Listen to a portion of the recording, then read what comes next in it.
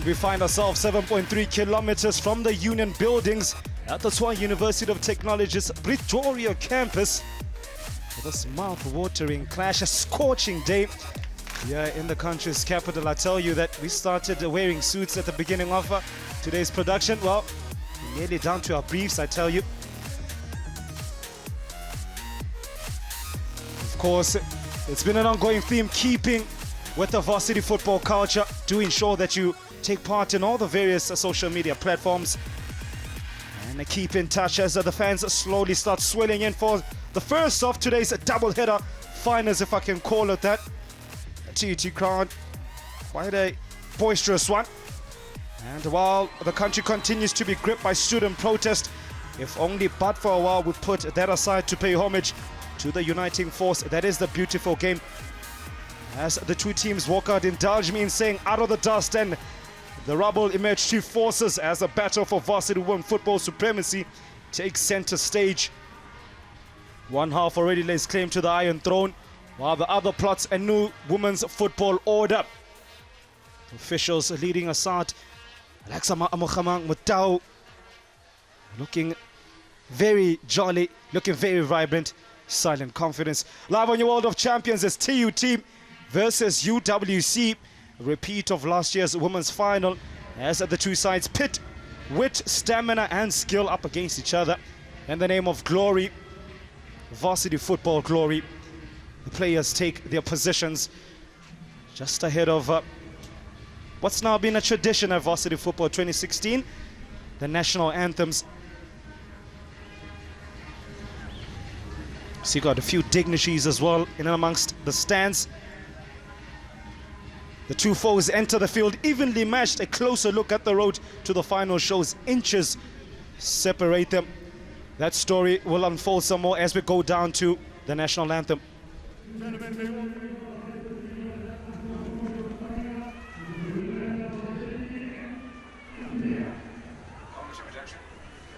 Jade, just come down a little as far as his volume is concerned, just a little. Jade.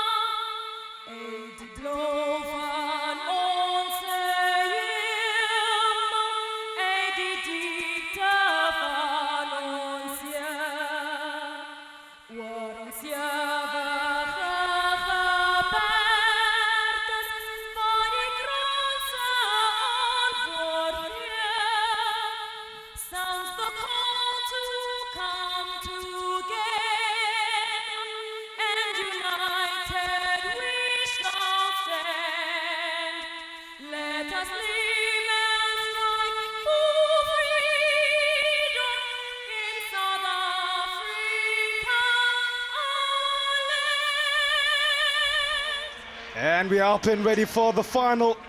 Siyasanga Papu doing ever so well with the vocals for Nkosi Sigeleli Africa. Jackie Masekela on the violin as well, flanking her. Job well done. Now we got the musicals out the way. Back to the football where two teams on show here. Cape Town-based team will be sick at the sight of TUT as formalities get done and dusted. Well, TUT, well, they've picked up trophy after trophy in the women's division of varsity football. They aren't at the top. They aren't at the top of the food chain for nothing. A sign of their iron-like grip on the competition. No team has been able to defeat them. TUT heading into this one, Coach Tutvuwc has made one change. That's in between the sticks. He went for a familiar setup. Goalkeeper Malambane coming in for Petronella Chwelwane. Goal scorers Madiba, Mashilo, Manamela, names to look out for. While for UWC, Coach Alan Toynes makes two changes in his starting 11. Nkamula Matebula replaced by perfect goal Jamie Lee Peters in between the sticks. While Bongeka Chezila falls out entirely out of the match day 17, replaced by number 20, Lauren Jonathan, who's there to offer some width. Impressive Talia Smith and Puleng Moremi to form quite a formidable defensive partnership from the middle. Tshwane University of Technology. Today, to quote Coach Tutvuwc, the TUT coach, after today, women's football will never be the same. 90 minutes and perhaps more to find out who will be crowned the queens of varsity Diski. Of course, not the first helping of football we're giving you live on your World of Champions. It's a curtain raiser to the much anticipated men's varsity football 2016 finale as well. What a journey it's been. It's taken us everywhere. Today's referees Lindiwe Twala, flanked by Vahangela Yambaleni, as well as Ndlela Njabulo and Malefane Diatile. Yes, Lebura could do it. Already a goal scorer in the competition. The number 7 for TUT. A team brimming of confidence. Both teams evenly matched, 11 goals apiece. Both unbeaten in their road to the final. Inches separate them. I'm not alone as we get ready to warm things up. I'm sure there's a ball somewhere in there. Full of surprises actually in TUT last time. Out they had fireworks out, they had us up and on our feet. In the stands it was noise. Continuing, hopefully the festivities on the field will live up to the billing. Amkhalang Mudau, the skipper for UWC, has been in fantastic form in the tournament. That 20-year-old bagged 2 goals in the tournament as well. Surprisingly, both teams shape different outlook in terms of who gets the goals. I'll tell you a bit more about that when the game commences as referee Twala gets ready to get us underway. And allow me, before the pizza man delivers quickly and delivers more pizza, to introduce my co-commentator today, Mr. Kevin Evans. What a journey we've had, sir. We're at the final. Yeah, it's been a good one, Timber, so far, and it's an intriguing final as well, taking into consideration that the University of the Western Cape will probably not be accustomed to playing in these sort of weather conditions. 31 degrees, a bit of breeze blowing. It's hot in the capital. Hot indeed. Yeah, cheers, Mr. Evans. Glad to see some sizzling football as the visitors UWC get us away. Bit of a miscount in the back there. Doesn't matter. The game is live on your World of Champions. The first of today's double header finals. It's Tshwane University of Technology, the defending champions, up against UWC, last year's finalists. As I said, Kevin, before the start of this game, UWC would be sick of the sight of TUT. They've just kept winning since 2013. Now, it's been an interesting one because, as the coach was saying, win today and they keep the trophy because that's how it works in sport. And the UWC really do have a point to prove as far as they're concerned. Both sides, as you said, unbeaten through their group stages. Winners of Group B, TUT, winners of Group A, UWC, went through their semi-finals untouched as well. They both conceded 3 goals. They've both got into double figures as far as scoring goals are concerned. Very much similar records coming into this one. Home ground advantage could very much play a part as far as TUT are concerned. And if they do win, it'll give the men a lot of confidence in their final a bit later on in the Gauteng derby. Cannot wait for today's matchup as two contrasting styles. Has a nice switch of play over to Kailana. Tries to skin the opposing defender. Good comeback there from Shamel Wilshire, the 20-year-old first-year LLB law student. That's going to be a good matchup to watch out there, Kevin. The 2 number 6s, Koketso Kailana versus Camille Wilshire. Yeah, I think you're quite right. I watched Ketsa Tlailana last Thursday when we were up in Potchefstroom, and I thought she was absolutely unbelievable. So we'll see how much she can make as far as her influence is concerned from the right-hand side. Quite surprised that she's not playing as a winger. She's playing as a fullback, and she's going to cover ground almost from the edge of her own penalty area up to the byline on the opposition side of the field. A lot of work to be done in these hot weather conditions, and taking into consideration that all the matches played in Potch, because they were played in such close proximity to each other, were played over 35 minutes each half. Today, full match, 90 minutes, and press penalties. It's going to take it out of the girls, I think. Jenna Smith there, the ever hard-running Jenna Smith, the direct Jenna Smith, looking to cause problems to the likes of Babelo Lepele, Koketsa Mahlangu at the center of the TUT defense. Good point you make about the conditions and as well as the length of the game. It's going to be testing the likes of Koketsa Tlailane. So in that particular game you mentioned, she was absolutely sublime on the wing, bombing up and down, up and down. Don't know how much stamina or what's going to be left at the end of the 90 minutes and how effective she's going to be in these sort of conditions. But truth be told, she's up against a formidable opponent in Nicole October as well. Well, the semi-finals were played on Saturday, so they've had a couple of days to get things sorted out as far as acclimatizing for UWC and TUT coming back home and getting any injuries and stuff sorted out. But I really was impressed with the TUT side. I didn't see UWC, you saw them. But just having a look at this TUT side, you've got the captain Rakaduwe in the pocket. She's great. Mashalwani, Manamela, Sabati, Mashilo, Madiba. It's a side that's packed full of really good talent. The one problem, just have a look at this free kick. As an early tester for the TUT defense, solid in their rear guard action, giving opportunity to the pacey Koketsa Tlailane. It's quickly closed down by Lauren Jonathan, not for too long, showing a clean pair of heels of Tlailane, battling away is Camille Wiltshire. Now, as I say, I think the one problem for TUT could possibly be that Letago Madiba has scored 5 out of the 12 goals they've scored so far. And there's been a smattering of goals, well, one here, one there, one somewhere else. And if UWC can do a good job on Letago Madiba and close her off, UWC have got a number of goal scorers who have got into more than one goal. And that could turn out to be maybe the balance if the tactics come out well for UWC. Speaking of UWC on the other spectrum, there's a bit of defensive work there. Dlani putting pressure on the TUT defense for her troubles. She wins the team a throw-in. Nishay Ostays in the number 5 for UWC. Played more of a attacking role in the opening few fixtures in the round-robin stages. Was more of a left winger. Today she's partnering Dushana Pillay at the center of defense. We couldn't really see much of her defensive capabilities in that particular game. I think the coach, the mandate was simple. Get at that NW picker defense. And we saw a lot of her attacking, not too much defending. She's up against Letago Madiba, the top goal scorer in the varsity football.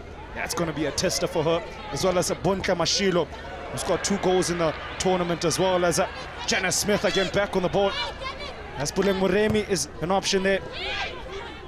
Mukhalang Mutau, the skipper, perhaps was the intended destination as TUT now travel through that far side. Through Mapilo and Kapo. Now the play in the middle of the park at the moment is just showing what sort of midfield battle we're going to get at TUT with the home ground advantage. Not as many supporters as we thought would come in, but I think by the time the men's game comes in, we'll see a lot more. TUT now on the front foot there. The fans up on the stands in anticipation across the box. Early testers as Koketsa Tlailane couldn't recover that one. Early warning signs of the pace and the width of this TUT side play with Kevin. Yeah, suddenly there was a bit of width down that far side touchline. The ball was whipped in rather nicely. Nobody to take advantage as the ball went over the side, the face of the goal of Jamie Lee Peters, the birthday goal today. And that clash between the 2 number 6s continues. Swung in there, Maputu, Manamela. Back stick, Shana Pillay quickly on the scene. Out push UWC, but trying to pin them back. TUT just slightly over the crossbar. Ambitious effort. A bit of ambition shown by the defending champions.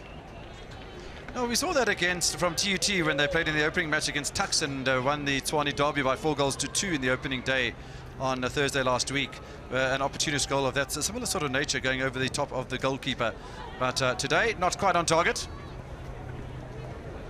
As well, you mentioned a very good point, an interesting one, food for thought, that TUT relies solely on Letago Madiba, who's bagged 5 goals in the tournament, done ever so well. Next top scorer is Bontle Mashilo, the number 12, a strike partner. Rachel Sebati, Lebora Kuduwe, the midfielder, on 1 apiece. Where you look at UWC, the likes of Amokhalang Mutau, the skipper, Janice Smith, Abongile Hlani, and the impressive Talia Schmidt, number 15. There's goals in UWC, different points of attack. Yeah, they certainly do, and it's a good point that you make, that it's different points of attack that come, not just straight down the middle. Nice little 1-2 there from the ladies from the Western Cape, as Lauren Jonathan didn't start in the previous game. Loses out, but giving an opportunity to the ladies in red to storm forward. Rachel Sebati losing out there. That's Nicole October, battles away but loses out. Letago Madiba, unrunning Letago Madiba, the ball just slowly trickles away into the hands of Jamie Lee Peters. Koketso Tlailani giving it to Madiba. The pacey Madiba up against strong Shamir Wilshire. I think that's going to be a spectacular, if not tough old battle. Number 6 for UWC looks like they're going to be attacking her and targeting her. Thus far she stood firm, Kevin. Now I think Wishai has done quite well at the back. Scored her only goal against the University of Johannesburg, coming from that position as well. But so far I think she's done a pretty good job, not only on the wing play from the TUT, but also from this talismanic Koketso Tlailana. Bontle Mashilo though, with a slightly heavy touch, but nonetheless recovered as Bakute options. Gives it and goes. Madiba, runner made available by Tlailani. He spreads the legs and finds it. Fortunately, no end product there after the hard running. Now, that's one thing you could say about this TUT side. It's a nice team effort that they put together, and they are a hard-running side. They are playing with a bit of a wind behind them as well, which sometimes can be quite advantageous. In fact, looking out of the window, the wind seems to be switching around a little, and maybe even blowing from the west to the east. And the players will be protected by the main grandstand for some of the match with that wind blowing. And the problem is that when it gets to the end of the grandstand, suddenly the wind takes effect from blowing from behind the main stand. That's the perfect girl. Jamie Lee Peters in between the sticks for UWC. And as well, given an interesting one, conditions, we spoke about them. Spoke about the intensity as well. Rachel Sebati, the number 16 for TUT, missed a penalty in the last game. Should it come down to penalties? I wonder if that's going to be playing on our mind. Because due to regulations, if the game does end at a stalemate after 90 minutes, go straight to penalties. Yeah, well, one will not want to see it going in that direction to the penalty shootout, but yeah, it's inevitability that one of the two games today will end up in that way. Gonna put money on that one? UWC now, the likes of Michelle stays lurking on the back post, looking to use her physique and height against perhaps the shorter Mahlangu and Pabalo. Corner, side netting, what she had been aiming for the top corner there. Got me excited for a second. Well, just before the free kick was hit, the goalkeeper Tabile Malambe was freaking out about something, no protection, and the ball went probably almost exactly where she was looking for that protection, into the side netting. But yeah, touch TUT goalkeeper was just calling for a bit of support there. Abongile Hlani, they're battling away. There's the 22-year-old first year BA in psychology student. I think as well for the Travellers, Kevin, UWC last year's finalists, they would know what to expect from TUT. And I think in the opening few minutes of this game, as the cross comes in and tests Tabila Malambe, beg your pardon, that they would go out to quieten down this often boisterous crowd here at TUT. We saw them in the last semi-final varsity football game we did here. I think they've done well to just quiet down whatever fans have on the stands. Not give a TUT that 12-man factor out wide. In the box, and ball attacks by Letago Madiba. That's a good cross from Mapuna Kapo. Yeah, it's a good effort. The ball coming in again from the left-hand side. This time Madiba does get her head to it. It balloons over the crossbar, but they are creating those opportunities, and you cannot take your eye off Letago Madiba for one single moment, because she will punish you. So quite a bit of her in the last tournament out there in Potchefstroom, my hometown. I'm sure we treated you quite well down there, Kevin. Yeah, we had a good time down there. It was quite adventurous. Had a drive from Bethlehem the previous day, doing a Free State Stars match in the PSL, and we'll drive through the Free State countryside up to Potch. Yeah, very pleasant. It was a good tournament. Going back to the topic of my conversation, Letago Madiba, the top goal scorer, the number 5 for T2, the spearhead of this attack. Quite a pacey player if you've ever seen her. If you've never seen her, quite a tricky customer. Good movement as well. Always occupies more than one defender. As Lauren Jonathan there loses out. Yeah, I thought Lauren Jonathan took the wrong option, because she had plenty of support to go back to Shamel Wiltshire, and she chose to try and dribble around the back of Bontle Mashila. Didn't quite pay off for University of the Western Cape. What I like about the University of the Western Cape, though, they're competing very evenly at the moment, and even pushing the ball into the half of TUT, and they owe TUT one, because TUT won that final last year down in Cape Town. Oh, great read there by Michelle Ostasis. She just waited for the ball to bounce, and as Madiba looked to pinch, get in, stole it quickly. Madiba, though, comes back with good vision. Plays it over to Mapule Nkapo, who reels it in. Khomosa Mashilwane. Vicious attempt. Jamie Peters through her legs. That looked like absolutely an innocuous shot out of the blue. Not a way to celebrate your birthday, Kevin. Jamie Lee Peters giving TUT an early gift.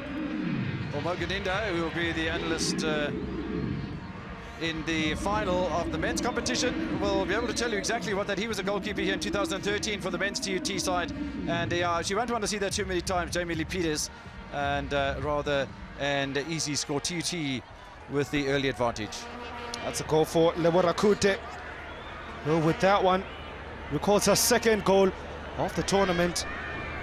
Wow, I thought since it's your birthday, aren't you the one who's supposed to be getting presents?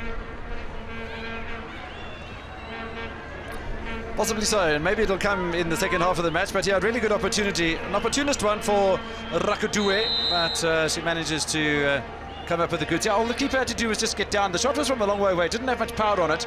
Put your body behind the ball, get down on your knees. Didn't happen. Madiba there being bundled over by Shamir Wiltshire. Impressive Shamir Wiltshire. I have to say her upper body strength is quite strong. Maputi Manamela plotting. Few numbers in the box. Right back, it's a Tailani, one of them. Manamela just over the crossbar for a second there. But Jamie Lee Peters had been just misjudged that one. Yeah, I think Manamela was caught in two minds. It almost looked as if she was either trying to go for goal and chip it over the top of Peters and add more pain to the miseries she already had heaped upon her by Rakudue. Well, she was trying to float it across to her teammates, and neither worked. Futwara there spots a foul against Apuleng Moremi, the 20-year-old first-year BA admin. If I can just continue on that, when I was watching Manamela and Mashilwani and Sapati and company when they played in Potchefstroom in the opening round match in Group B against UP Tuks when they won 4-2, I thought that the delivery from the flanks was perhaps their weakest point of the match, and we've seen it again from that free kick, and that's a set piece. Shamir Wiltshire showing her strength on the ball. Lauren Jonathan not doing the same, not following suit, hence losing out now, giving an opportunity to Letago Madiba, who's taking up these sorts of positions in the last 10-5 minutes in the hopes of unwinding and opening up this UWC defense. Deshana Piller, the 18-year-old there, his first touch let her down, giving another opportunity to TUT to put more pressure on UWC's defense. Jamie Lee Peters, much could be going through in between her ears, could be thinking about that mistake. There's no time for that for the 20-year-old. Ball put in the box there. Ostazen was first to rise. Ball still alive through Mashilwani, who loses out. Ostazen bites back again. Yeah, it's a bit of a rearguard action from UWC at the moment. The corner given away, I thought, needlessly from Rishana Pile. His first touch when the ball came in was a bit heavy, gave the corner away. And now they're having to just throw numbers back in defence at the moment, the Cape Townians. And I think the champions, the home team, that's a Sepati with a nice little knee turn. Puts it in between Nklapo and Rakudue. And it's given an opportunity for UWC to sort of mount an attack. I was about to say that the champions have done ever so well in the midfield to shut down number 15 for UWC, the 18-year-old BSc degree in biotech student, Talia Schmidt, an absolute talent, an absolute technician on the ball. Barely have mentioned her in the opening 17 minutes of this game, Kevin. Yeah, absolutely, and another big cheer goes up as once again it's TUT trying to work through the middle with Marshall Wani. What TUT are doing at the moment is they're forcing UWC to turn back to their own goal and defend. Goal scorer Rakudue. Confidence is brimming. You can see the body language. Ontle Mashilo even coming deep to get involved there. Skip up. Mokhalang Modau. Touch just slightly takes her back. As you mentioned, a lot of the playing has been done. Then UWC's up on half. Dow there with a good piece of skill, but running out of pitch there. What UWC are trying to do is to keep the ball with short little passing games and try and pass their way out of trouble from inside of their own half. Sometimes you just need to clear it away from the danger zone, particularly when it's near your own penalty area. Oh, I think the home faithful are laughing what they are seeing. The ladies have rolled out the red carpet by a tapeta. As Nklapo now puts it into the central position where Mashilwani had occupied quickly. Closed down though was Mashilwani. And they've been able to get into these small little pockets, these spaces in between UWC's midfield and defense. The likes of Sebati and Mashilwani. Yeah, they certainly have, and yeah, it's a team effort, and the players, we've spoken about it before from TUT, seems to be a bit of an interchange in positions that the players can play in, which is always going to be advantageous for a coach like the Boko Mokai. And leading by 1-0 already, it really has set the tone, I suppose, for this ladies' final.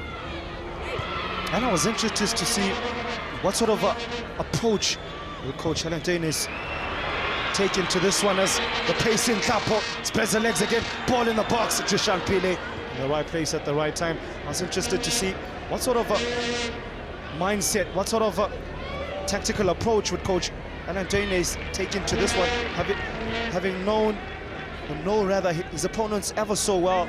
In the last game they were quiet attacking. Kevin went in with a positive mindset.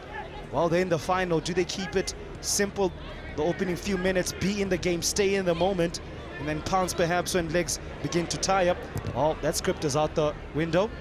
Conceded after a few minutes already to have UWC. Now, and part of Kayla's goal as well, a sort of goal that you really don't want to concede in a match of this magnitude, but Jamie Lee Peters letting that ball slip through, and yeah, they've got some work to do. The benefit of conceding a goal so early is that you have the rest of the match to try and catch up and not concede again. But some little passes from UWC that are going backwards in towards Pile and Oosthuizen, threatening to be intercepted by the likes of Sebati and Mashilwani. We've got Mashilo in there, Madiba's always going to be there. And sometimes they play the direct route through the middle, sometimes they mix it up down the flanks. TT really have progressed wonderfully as a ladies' side under Deboko Mokai. I think they're a decent-looking bunch. Good observation there. You can see they can mix up their play, they can go long ball, they can play little triangles. As well, a bit of a physical bite to the likes of goal scorer Lebo Rakudue. And good technical ability as well there. The first touch of Buntle Mashilo, testament to that. Now Madiba back to goal, does well to turn and pass, but that follow-up shot from Komoto Mashilwani less than satisfactory. Yeah, less than satisfactory, but she got herself in a good position. I'll tell you what, Mashilo holds that ball up so nicely. There's a couple of balls that have been played to her in the D of the UWC penalty area. She holds the ball, she chests it down, she doesn't knock it down with her chest, as we saw in a match last night on your World of Champions down in Pietermaritzburg from Weidlich, who nearly scored an own goal past his goalkeeper with quite a hectic little chest down. She controls it very nicely with her body, and there was a great opportunity there for Mashil wanting to feed off her. Unfortunately, her body position wasn't quite there for the shot. Speaking of last night's PSL action, well, Kaizer Chiefs finally claimed their first victory of the season, Mr. Evans. After a George Lebesi penalty, won them all the 3 points against Highlands Park. Yeah, a bit of concern there. Highlands Park giving away 4 penalties in their last 2 matches. They had 3 against Baroka, saved 2 of them, and Baroka scored again, but another penalty given away. And yeah, I haven't seen the replay yet, but I'm sure I'll watch on TNL tonight and maybe on Monday night with Robert Marawa and have a look to see just how that goal came about, because there was a bit of hypotheses that the incident took place outside of the penalty area. Well, I'll have a look. Bone of contention for many football fans, depending on which divide you sit. I'm sure TNL tonight will delve much deeper into, was it a penalty, was it not? Nonetheless, that's in the past. We're here and now as Amakhala Matau tries to be the catalyst for her team and lead from the front. The skipper, overly cooked ball there. In the heat of Tshwane, the heat of the battle, TUT are winning the inches. Yeah, one can understand that ball to a degree from Taylor Smith, who's got 3 goals in his competition, including 2 in the semi-final against the University of Cape Town in the Cape Derby. Opportunity for Janice Smith. Her first touch slightly just took her away. Perhaps she was in a rush, having not touched the ball in quite some time. So perhaps a bit agitated, perhaps a bit not relaxed, Kevin, not in a zone. Hence the first touch just took her away, and in the end it was all rushed. Yeah, it was rushed. I thought she had an opportunity maybe just to control it. Maybe if she did a little pirouette on the ball and turn it back inside the penalty area, maybe she's not confident on her left foot, but a good opportunity there. And if they can continue to build on those sort of opportunities, there's no reason why UWC can't be competitive today. Another lack of groove or the feel-good factor. Janice Smith, another touch that letting her down and giving TUT throw-in opportunity. A bit of a mix-up there at the back. Lani sniffing around. Sold goalkeeper Tabila Malambe short for a few seconds there, but she did well to read the danger and snuff it out as Boketso makes a run. Ball just behind her. Yeah, that's one of the reasons why you never give up hope. And you chase everything, and the wind swirling around. Now all of a sudden it does seem to be blowing a little behind UWC, and just a yard quicker maybe, and Malambwe might have been in a spot about that. But yeah, UWC showing a little bit of character here. They don't seem to be as consolidated and organised a side as what TUT is, to be perfectly honest. Battling away is Talia Smith. Good first touch. Second though, taking it onto the path of Koketso Thailand. They will need to get the likes of Talia Smith, the likes of Amokhalang Motau in and around, buzzing around the attacking third of TUT a bit more often, I would feel. Alan Danes would be probably saying to his backroom staff and his bench.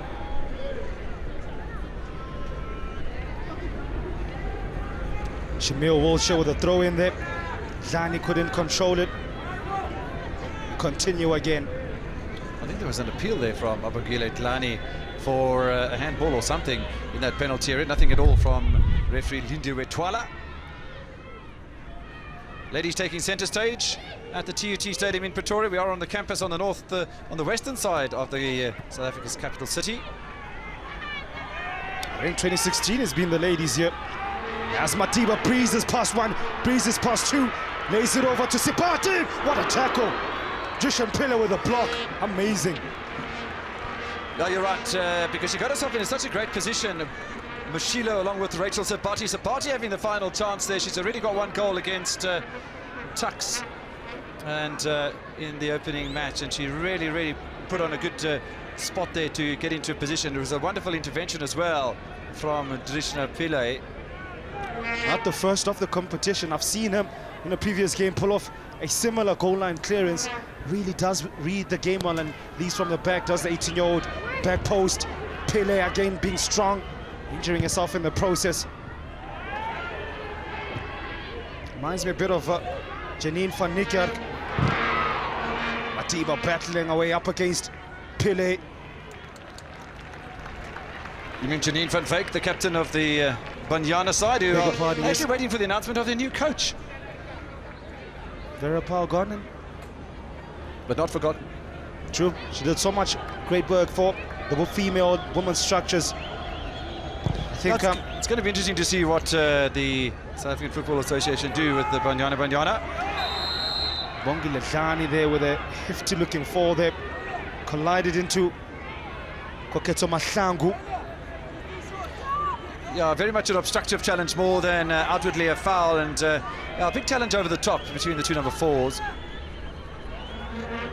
And on the subject of Vera Pauw, before we take this set piece very quickly, I think her final words as coach, they need to be taken heed of.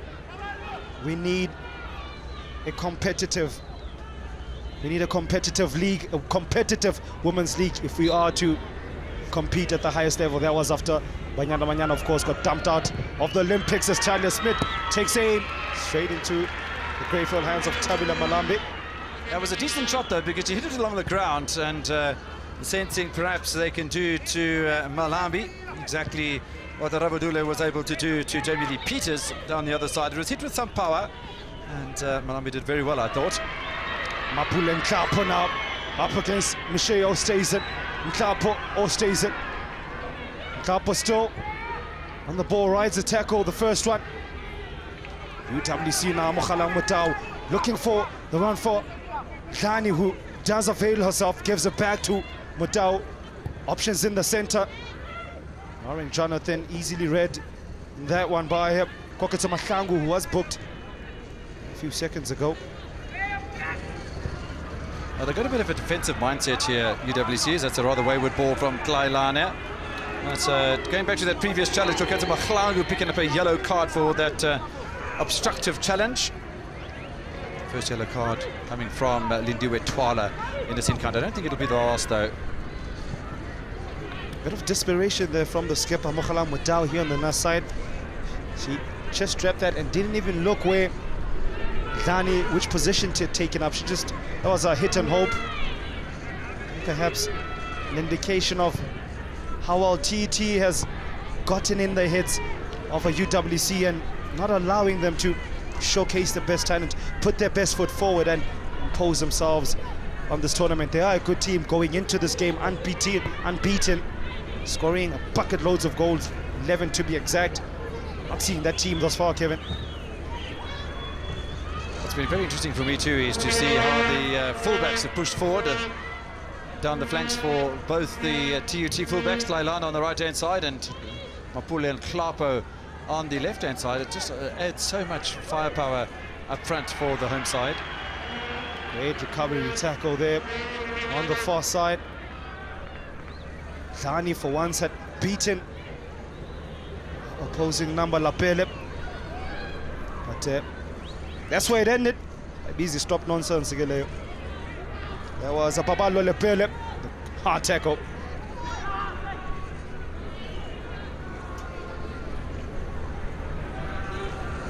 Our final's always going to be a tough affair, and UWC are sort of coming in and out of the match because at times they find themselves blocked in behind the halfway line.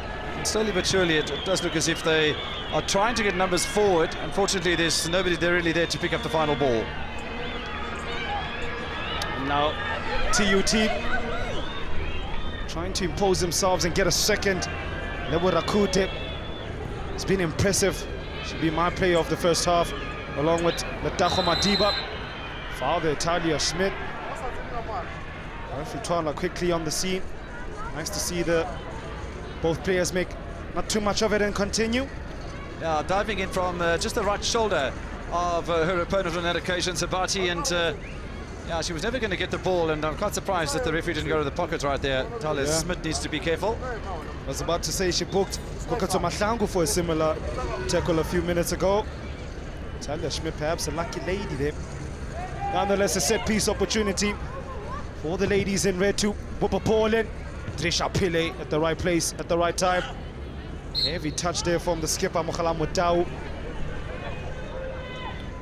Quite an interesting decision that went against Klailane. Almost looked as if Klailane was obstructed by Motao. They look like Kailana had been taken out there. Khani showing a bit of pace, showing a bit of guile, cutting in. Just the number 9. Jonathan Lauren there, no one in the box because the player who she was aiming for had just given her the ball. Not enough numbers in the box for UWC. Lauren Jonathan, the number 20 for UWC. Given I have to say, I think the occasion might be getting slightly to her. She hasn't really been able to hold the ball and link up with other players, as Camille Walsher says, thou shalt not go any further. Dear Kwakatso Kailana.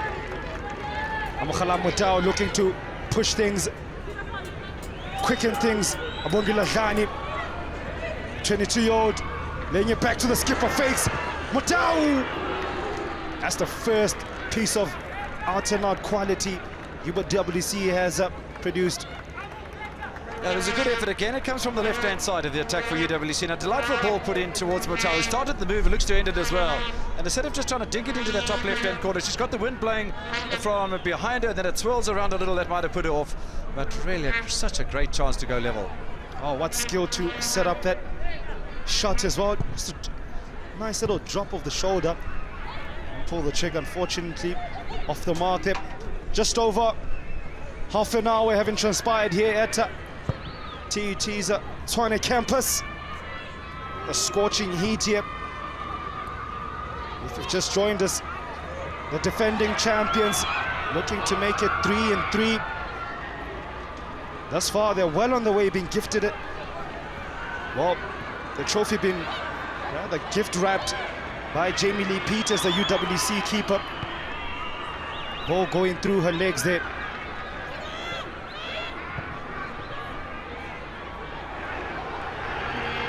Nice piece of skill there, Bunta Mashilo. Out wide, Rachel Sebati takes a tumble. Referee Twala says, play on, ladies. Yeah, I think there was more of an appeal for a penalty from the supporters rather than the players out on the park. But again, good defending from Drishna Pillay.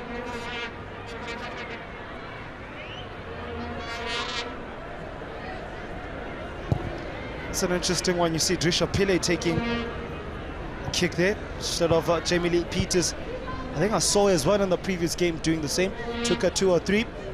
Perhaps Jamie Lee Peters, the 20-year-old first-year BA admin student, doesn't have a big boot. Later on, it's a TUT versus UJ in the men's final.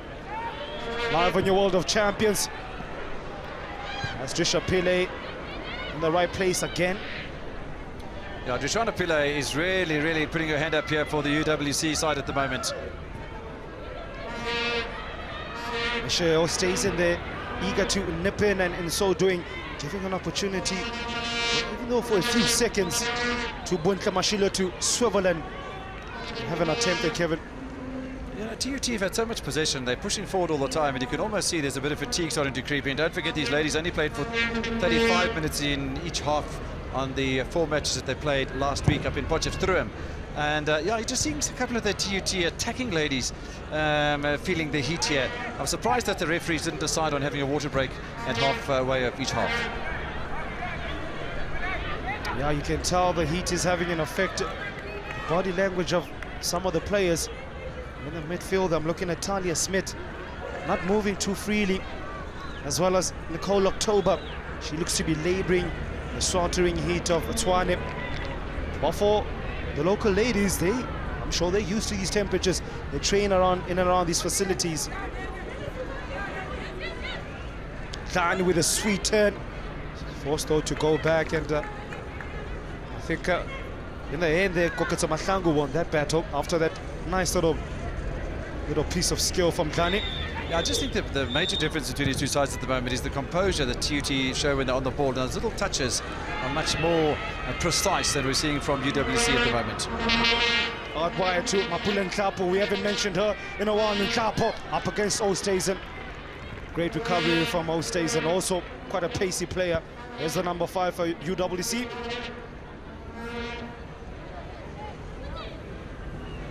I think, Kevin, that was another indication of how TUT can mix and match the game. Now, Lauren Jonathan, she's been quiet, and her disappointing first half continues for Lauren Jonathan.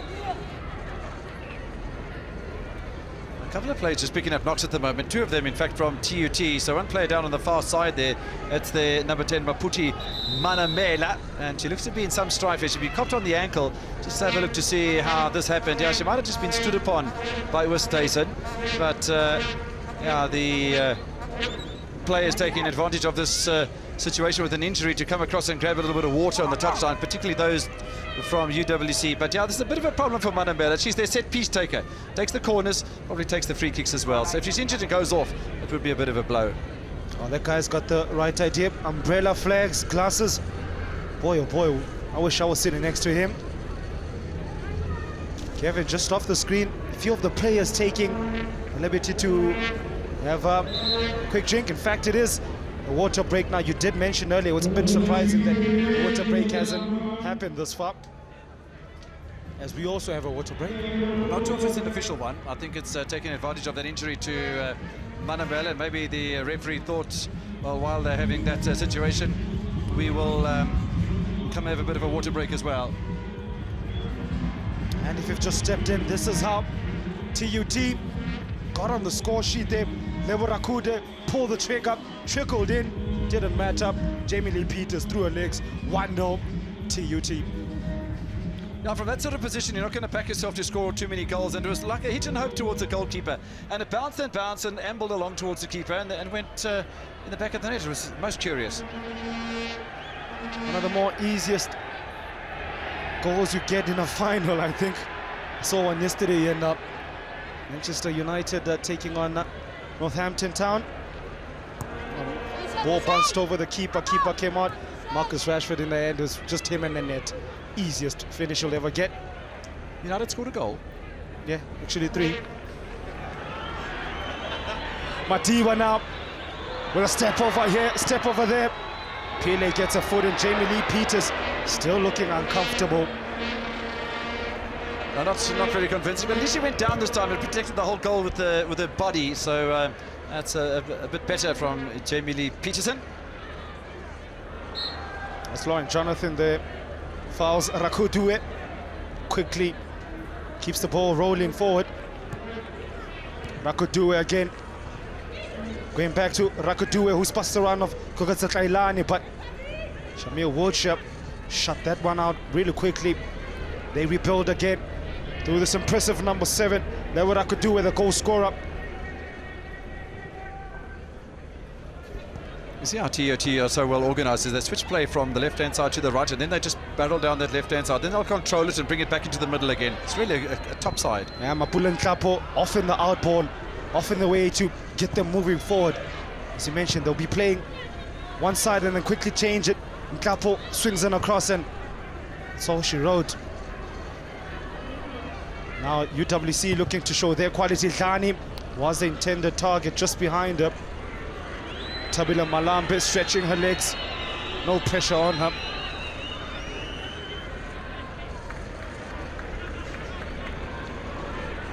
Don't think I remember goalkeeper Tabila Malambe, who didn't play in the last game. Don't think I remember her making a save, did it?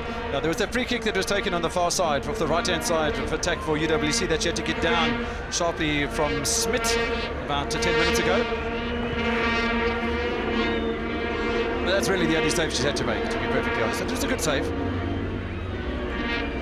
5 minutes, just under 5 minutes remaining off. That's the first half that started ever so lively. Good tempo, tackles flying in, early goal. I think ever since that goal, the confidence from UWC has seeped out, while TUT have just gotten stronger and stronger, as are the fans as well here.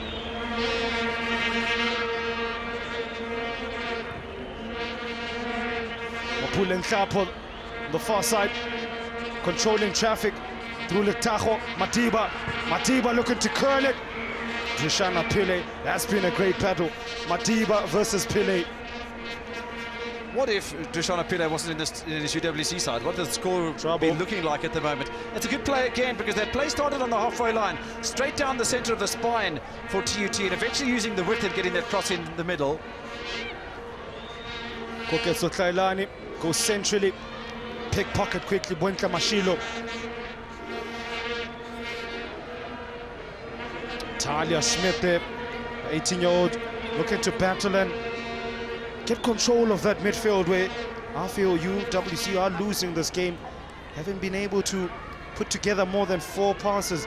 Likes of Puleng Moremi, Talia Smith, the 18-year-old, and the skipper Mokhalang Mutau have been on the periphery of the first half. Dani, the striker, has been a lonely figure up front. Other likes of Rakuduwe, Maputu Manamela have been flourishing. So many touches off the ball. Letago Madiba probably had the most amount of touches of any player out there in the field. Madiba up against Oseason. Just ran out there. I like her versatility as well, Madiba, because she pops up on the right-hand side, she pops up on the left, then she goes down straight down the middle. She's such a versatile player. I do really like the looks of the TUT number 5. Nice to see that Manamela's back from that knock she took. Madiba strikes me as a winger who was converted into a striker. Often takes up wide positions and likes to cut in and have a shot. Doesn't like to stick around in and around the box. A conventional number 9, your fox in the box, you can call it that.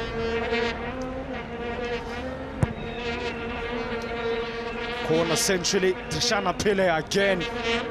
Wow, don't know how many defensive clearances the 18-year-old has had in this game. She's been quite superb. She's been a defensive wall.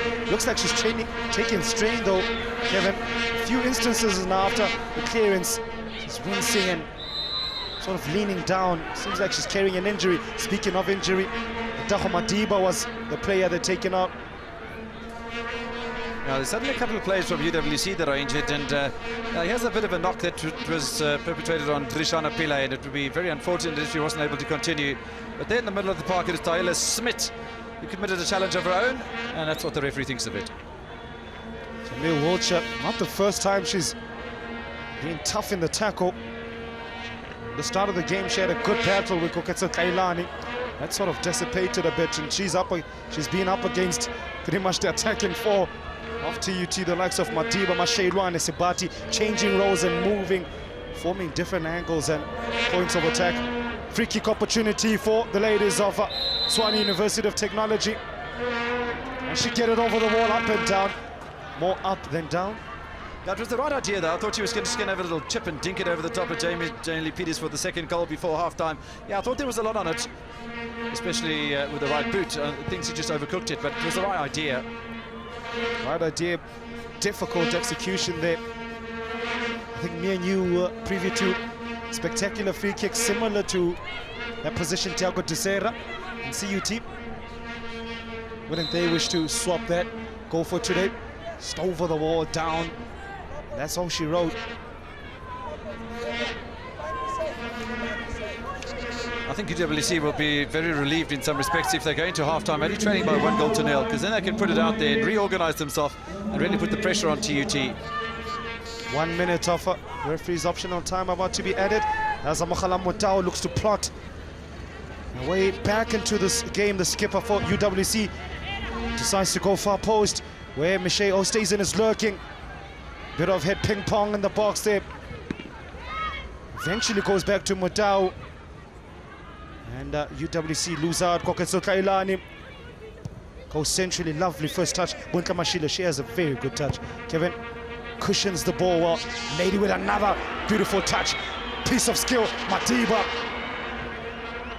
That was a nice little feint. Tried to breeze past the player by knocking it past her, but UWC defender was a ways to that. It's very interesting to see the body language of Trishana Pillay when she went past her there, Madiba.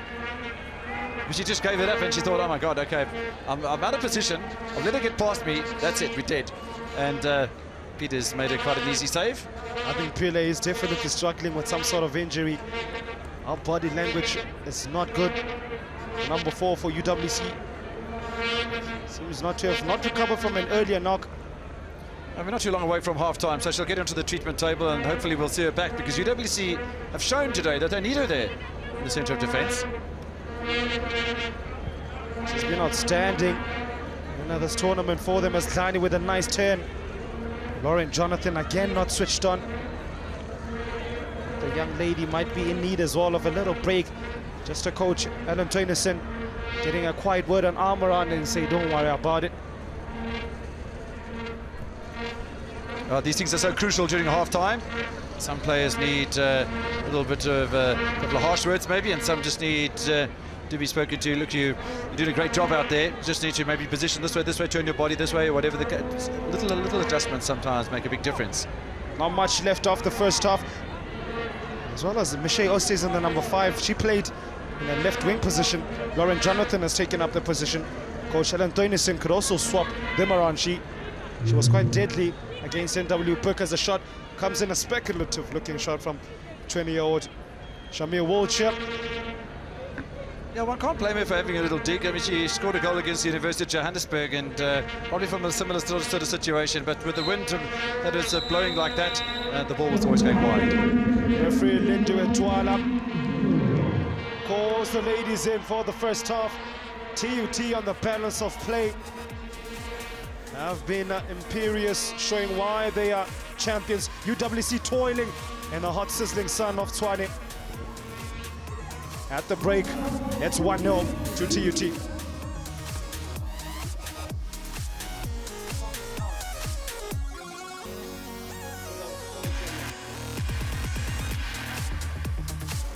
And at halftime, Tshwane University of Technology, UWC need a lot to do in the second half. 1-0 at first half.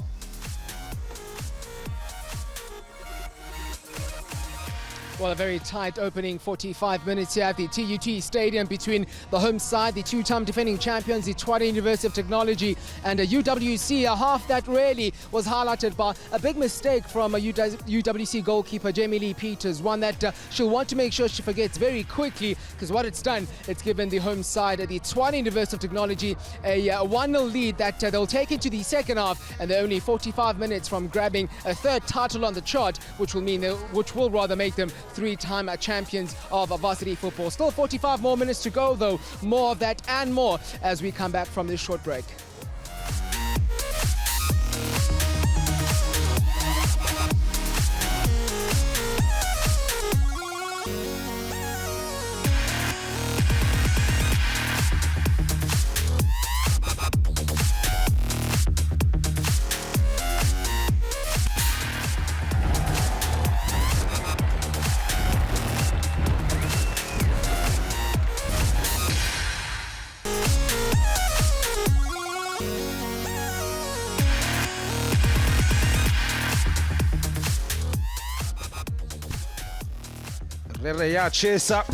That's what we expect in the second half of this varsity football women's final. In the first half, it was all TUT. Referee Lindu Etwala gets us away for this all-important second 45. Can UWC turn things around? Can they acclimatize to the conditions a bit better? Can they finally go through the gears and give this all-conquering TUT side piece of their own medicine, Kevin? Yeah, it's going to be interesting. Well, nice to see that Drishana Pillay does start the second half after picking up a bit of an injury close to half-time. No changes made by either side at half-time, and the players are switched around. So we'll see how much the wind makes a difference between TUT and UWC. Yeah, TUT, they're going to have to pace themselves, I think, during the second half, because it looked like there were a couple of tired legs for the TUT side, which is a bit of a surprise, because I thought that would come more from the Cape side than from the Pretoria side during the first half. You mentioned a breeze. There is a slight breeze in the second half. Thank you, Mother Nature, for that one. It's absolutely scorching here, 30 degrees. The weather services say. And a great point you mentioned about pacing yourself and ensuring that you don't drop the intensity and allow this UW side to hit back with a sucker punch and draw level. Well, we have a free kick now, and this is the reason why. That's up from TUT. That's a handball off the elbow as well from the TUT players. An opportunity here for UWC early on in the second half. Free kick opportunity for UWC. I think Talia Smith, 18-year-old, just looking around to perhaps test goalkeeper Malambe. Malambe, in the meanwhile, just organizing a defense. Smith versus Malambe. Malambe comes out tops. Good free kick from Talia Smith. Yeah, I thought it was a lot better as far as UWC were concerned. They got himself in a good position at the end, got the free kick, and then it was a good save as well from Malambe. First real shot of anger from the visiting UWC last year's finalists. Did lose out to TUT. We did mention a bit earlier that UWC have never beaten TUT. In 2014 they lost out 2-1. And 2015 losing out to the final as well. Similar scoreline. Zamukhalang Modal, the skipper, fouls Khomotso Mashilwane.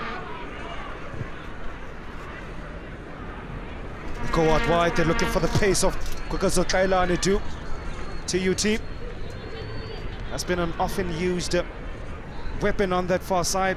The pace of Kailane and Nkapo on the other side, on the other flank.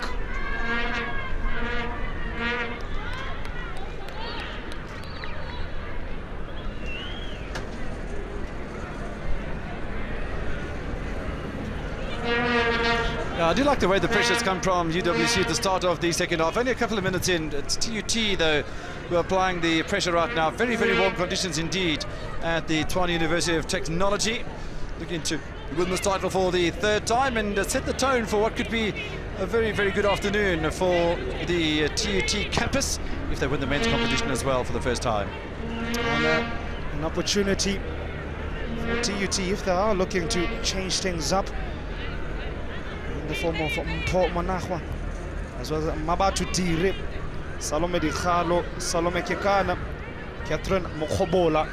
Options on the bench if needed by coach Tebogo Mokai. The serial winning Tebogo Mokai has never tasted defeat in any sort of final with this varsity football TUT outfit. It's nice to see a bit of a change in the organisation in defence for the UWC side. Madiba, they're spotting Mapule Nkampo. Nkampo with time and space, testing Jamie Lee Peters not to beat. The second day, they thought the ball had went in. Did the home faithful.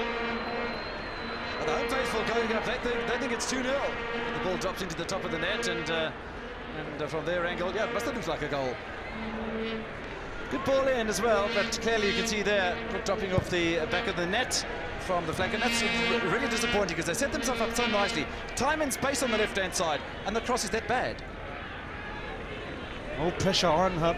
Should have done better. Sure, often provided balls of quality in the first half. Good whip on that educated left foot from Mapule Nkampo.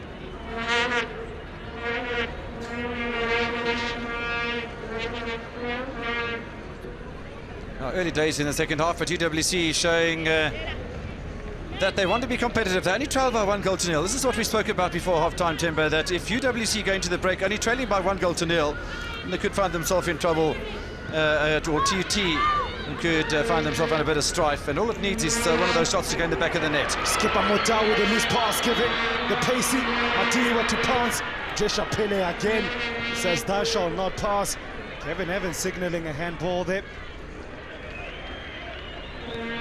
Back for seconds, Mapule Nkampo. Can she do better on this one? There's the TUT's moment in the box. Somehow they bundled it away. Give it to Puleng Moremi, who gives it to Modal. Look how deep she's had to come to orchestrate proceedings. Losing out was Rani there, well spotted by Babalo Lebele.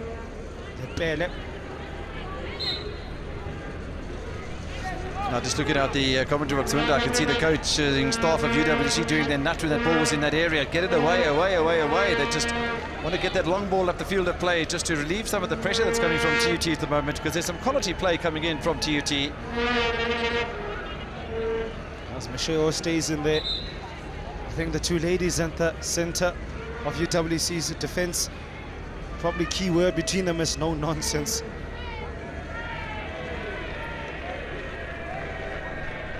Yeah, it's a good day up in Pretoria, the capital city.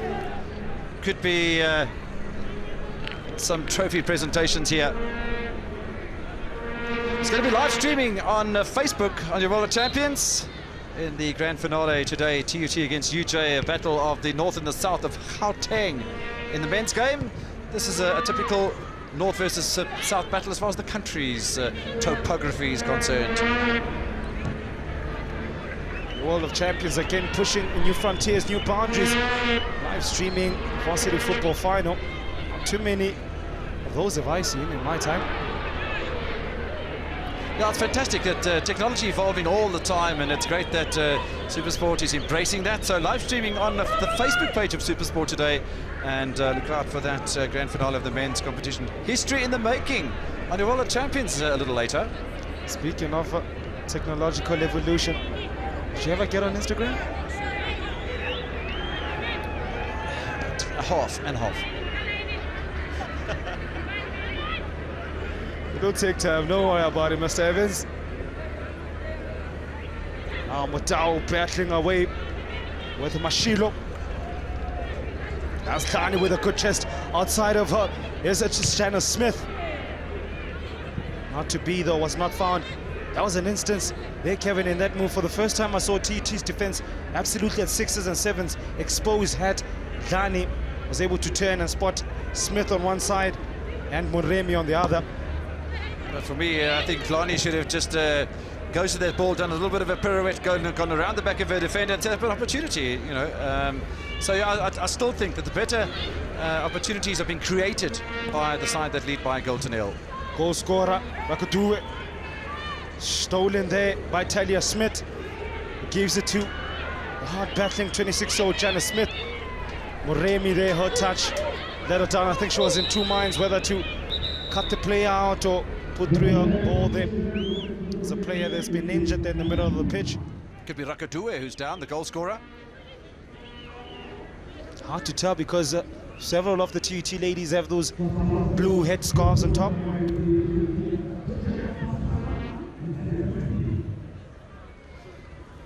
So this is the challenge that comes into the middle of the park, and it's a tough one as well. Difficult to see from that angle exactly who the player was, but there's some medical attention here, not for the first time for a player from TUT. We've had Manamela going down, receiving medical attention off the park, and now there's another player that's receiving medical attention. It does again give the players an opportunity to take advantage of a bit of a water break here in the second half. Off screen, Kevin, I see that Coach Dainson a signal to Danica Simon to warm up. Number 16 for University of UWC. Now it's interesting that this far into the second half there hasn't been any substitutions yet from either the home side. But look out in about an hour's time. TUT against UJ in the battle for the men. TUT and UJ, neither of them have won this competition before. We'll have a new champion in the men's category. The previous champions, two-time champions UP Tuks on the eastern side of Pretoria 2013 and 14. UWC are the defending champions, didn't make it into the final game. Playback underway here at TUT. Good point you raise about TUT. Have representation in the men's final, women's final, the same story as well. Something they're doing right here at the TUT in terms from a varsity football perspective, developmental football as well. Well, I did hear at one stage that the inimitable owner of Mamelodi Sundowns, which is Motsepe, was spending a little bit of time here and maybe offering some coaching staff down this part of the world as well. And we've spoken sometimes about TUT coach playing almost like a Peter Mosamani style. Madiba finds the back post.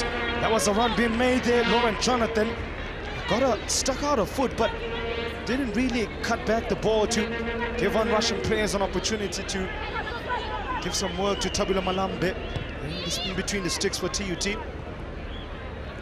For me, the problem on that move was that the attacking players ran past the player that had the ball instead of dropping, just hanging back inside of that penalty area, the penalty spot, and waiting for the ball to come to them. The opportunity was glaring, and they just completely overran the ball. It was crazy. Yeah, had one of those attackers just decided to fall back a bit, give Jonathan Rowan an opportunity to lay back, just like in that instance. That was nearly on that. And the end of that was a Bongile Khani was making a nuisance of herself, was the 22-year-old first-year degree in BA psychology student.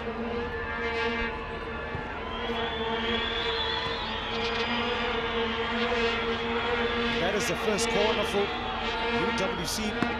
That's an indication of the dominance and the ball retention, the ball possession from Tshwane University of Technology. Ball swung in there. Shamir Wiltshire was an option. Let's go to Kailani. Steals it off the toes of Lauren Jonathan. Now an opportunity for TUT. As soon as I was about to say that, they lose the ball and win it back through Rachel Sebati. Gives it to Mashilo. Mashilo gives it to the pacey Kailani, who's looking for options. There's movement through Mashilwane and Madiba.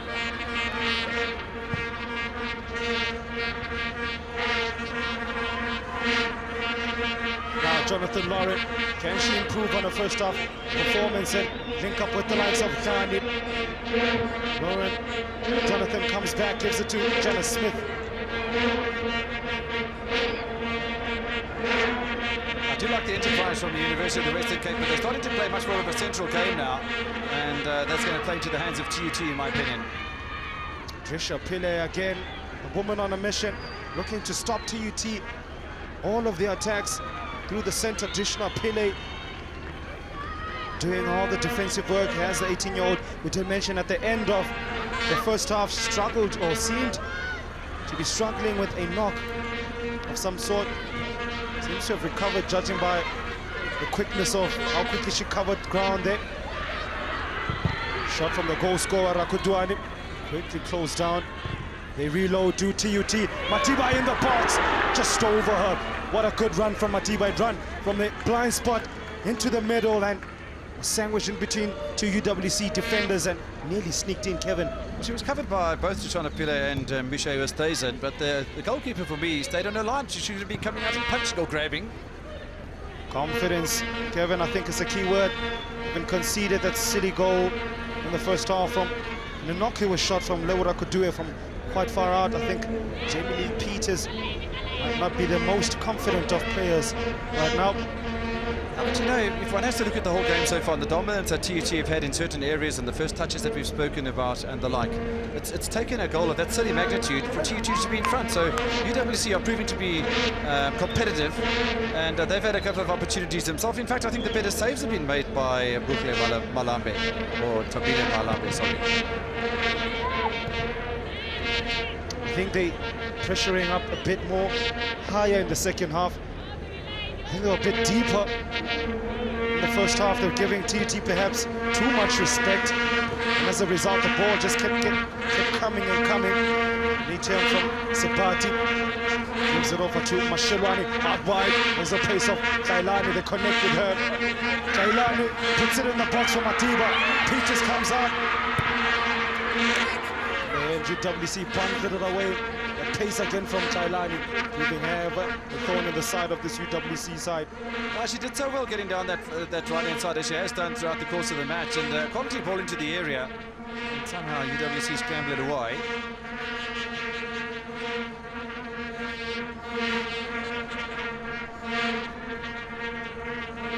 And you can hear from our audio mics, I'm sure you can pick up the vuvuzelas blaring in unison. Quick look at the stands. The crowd is slowly starting to swell in anticipation of the men's final. Nice little neat chest trap by Sebati, but quick on the scene was Pillay again as Dhani gives it over to Puleng Moremi, the vice captain. Looked as if she was taken out there for a second. Dhani does well to retain possession in the box as Smith. Can she find her? Dhani battling away in the end. Feet just getting in each other's way, or couldn't sort out the feet, should I say. Yeah, well, there was that foul on the lads that is pushing through the middle, and good play by the referee to allow the advantage to come down the right-hand side, and eventually the opportunity then created but snuffed out by the TUT defence, and perhaps a little bit careless at the end of the day by Abongile Dlani, who was maybe a little bit unlucky. Yeah, another injury here at a TUT. This time it's for a UWC player, and yeah, the referee asking for the player to be treated off the field of play. There it is, over the top of the ball, and a kick against the shin of the UWC player, who's going to be taken off in unceremonious fashion for some treatment on the touchline. Kevin, as long as it works, it works. I think Puleng Moremi, they're not looking too comfortable I think UWC players have taken quite a few knocks in this hard battle, scrapping tooth and nail for the crown. That is the varsity women's 2016 title. Substitution already there. Danica Seyman, we did mention, we saw her warming up. She had been warming up for quite some time, so I think Coach Alan Doynison perhaps was already thinking of a sub before that injury for Tutvuwc. Interesting to see that Danica Simon dropped onto the right flank for the University of the Western Cape. And looking out of our commentary box window, Puleng Moremi again being just carried into the dugout of UWC. So that injury looks a little bit worse than what we originally had thought, and one hopes that she'll be okay with some treatment there from the medicos. TUT in the second half have continued to edge possession, control proceedings from the midfield through Letago, Sebati as well, pulling the strings from the 10 row. Letago, Madiba's movement allowing for Mashilo and Manamela to punch holes in this UWC defense. Kevin, speaking about injuries and top female athletes, good header there. Serena Williams coming out this week and saying she hasn't been playing at 100% or being 100% fully fit. Scary to think that what happens when she's 80 to 70%, as she says it, how many majors she can go on to win. She has been absolutely unbelievable over the past years, and a great career she's put together. Multiple Grand Slam champion.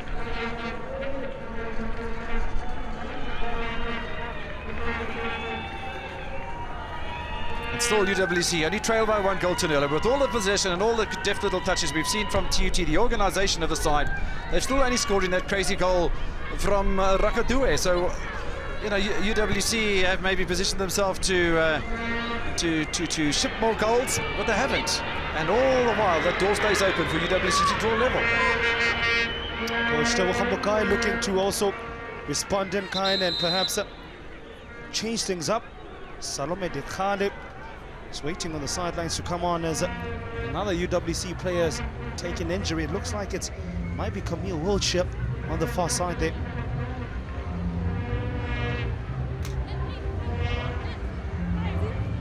Looks as if there might be a little bit of cramp out there as well from the TUT goal scorer herself.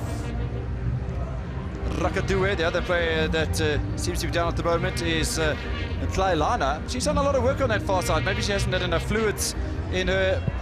It's been a long tournament, you know, not like the men who have had a tournament over maybe 2 months.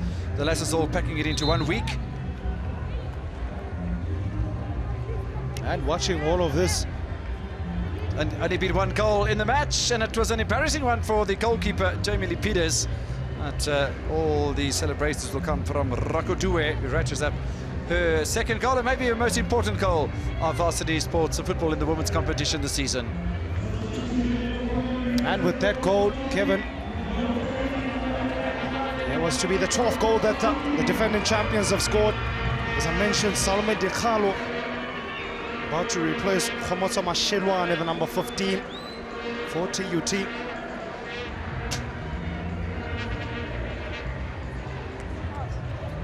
Doesn't really seem that keen to come off is Khomotso Mashelwane, but she's going to have to drag herself across the pitch and come off in the place of Dekhale. And yeah, I don't think it's a bad idea at this stage of the match to be making these sort of changes from Coach Tutvuwc. They've got a lot of depth on the bench as well, and just switching players like for like. I don't think there'll be too much change as far as the formation is concerned, but I really do think that TUT have missed a couple of chances here to score more goals. And if it hadn't been for that little blups, if we can call it, from Jamie Lepides, this game would be level at 0-0, and the pressure would really be on both sides. Looks like Dekhale having come on, she's taken up a twin striker position next to Letago Madiba up in the front there. Though Camille Wiltshire, Kevin, have been looking out there on the far side, not looking as if she's moving too freely. She came back on the pitch, did the number 6, but is so moving very gingerly. Now an opportunity for the ladies in red to strike twice. The new lady, Salome Dekhale, not on the same wavelength there as the striker part on Letago Madiba. Perhaps an indication that she just came on and not on the same page, not the same synergy as the lady she just replaced, Khomotso Mashilwane. Yeah, there's got to be instructions from the coach on the side though, with when you come on, what position you're going to play, what I expect out of you, and the link plays that are going to come to you, and that understanding. But yeah, we'll see how it all pans out. She's a decent player. So Salome Dikhale came on in the match against UP Tuks as well, and she scored a goal as well against University of Cape Town, her only score of the tournament in that 3-1 victory in round 3, which was on Friday last week. And Kevin, we spoke earlier about the contrast in the goal scoring feats of these two teams. One player in particular dominating, or a prominent focal point for the attack, and Letago Madiba hasn't got on the score sheet today. Instead left the scoring duties rather to Lebora Tutvuwc. No matter how fortuitously might have came, she still had to take a chance, and she took it. Khani with a knee turn, perhaps tired legs there in that ensuing movement. Yeah, for me, it didn't need a big swing of the boot. All she needed to do was just a little tap down and a release for Danica Simon. There might have been something on for the UWC, but yeah, there's no doubt there's a bit of fatigue creeping in here. The conditions are absolutely incredibly hot, and the men will have the benefit of playing under cooler conditions into the early evening with their kickoff. I could have done us a favor and made this game at 7 o'clock.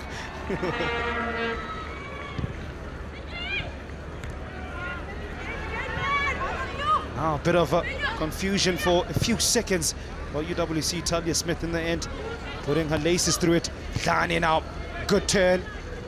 Gives it and goes, but Mokhala Modawa again, cutting a tired figure. She tries to fight back, loses out.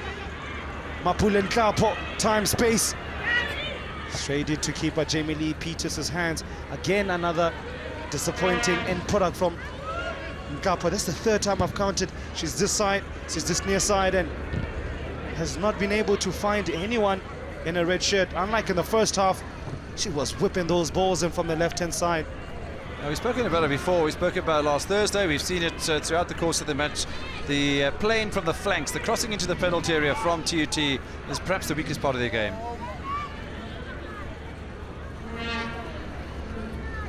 And having a look at how Drishana Pillay and Misha Oosthuizen are playing today, and snuffing out the danger of Letago Madiba to great effect at the moment, just got on the board, and being the leading goal scorer of TUT, we wonder where other goals would come from if it hadn't been for that goal from Rakudue. And so it's a bit of a problem for TUT. They lead by a goal to nil. That's maybe all they'll need. And I see there that number 15 for UWC, Talia Schmidt. In terms of goal attempts in the second half. Overall, TUT far ahead. If this was a 100-meter race, they would have got done in 9.48 seconds. Way ahead of their opponents. Talia Smith, Kevin, interesting enough, just signaling to the bench off screen. She needs her knee guard, pointing to her knee, saying, I need my knee guard. Her knee seems to be troubling her. Been a couple of knocks. There's always going to be a couple of knocks in this sort of tournament, and maybe 4 or 5 days isn't enough for the players to recover from the semi-finals, but that's the way it is, and we've seen problems for Pillay and problems as well for Schmidt.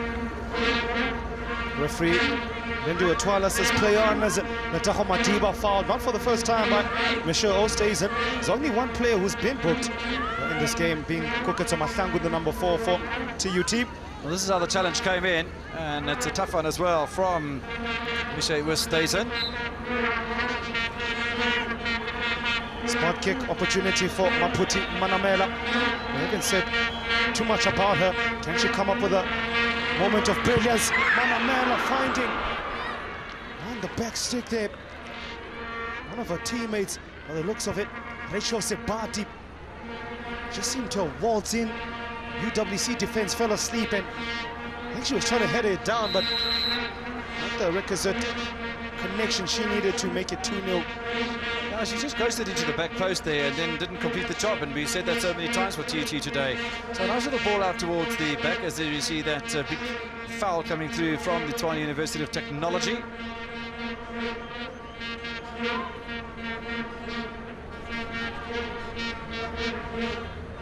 This Lauren Jonathan still battling on. So the youngster UWC with their own set-piece opportunity. A strong header from Maputi Manamela. Sabati still showing good stamina. Madiba up against Nicole October. The call's gone the way of Nicole October. I thought Nicole October had fouled her opposition, but not so, says referee Lindu Etwala. So another free kick for the UWC side. They've got to start taking advantage of these situations, though. I think UWC now is starting to turn to more direct football in the last few instances where they had an opportunity to just maneuver the ball and manufacture different gaps and open up this TUT defense. They decided to go straight into the heart of a TUT defense. The balls in and test them out. I don't think Abongi Ladlani or Janice Smith would be winning too many headers up against Koketsa Matangu and Paballo Lepele, the two centre-backs for Tshwane University of Technology. TUT having only conceded 3 goals this whole tournament. Good defense. At the moment, the match is just stuck in the middle of the park, with neither side able to win or lose any ground to any great significance. And TUT just hanging on to the situation. We haven't seen any shots of immense quality from UWC, except for that maybe that free kick that was saved by Tsapile Malambe. Koketsa Mahlangu there earning a free kick for the side. Kevin, as things stand on the balance of play, the scoreline that we have now, I'm not too surprised really with how proceedings have going, judging by the 2 previous encounters between these 2 teams, always tight and close affairs.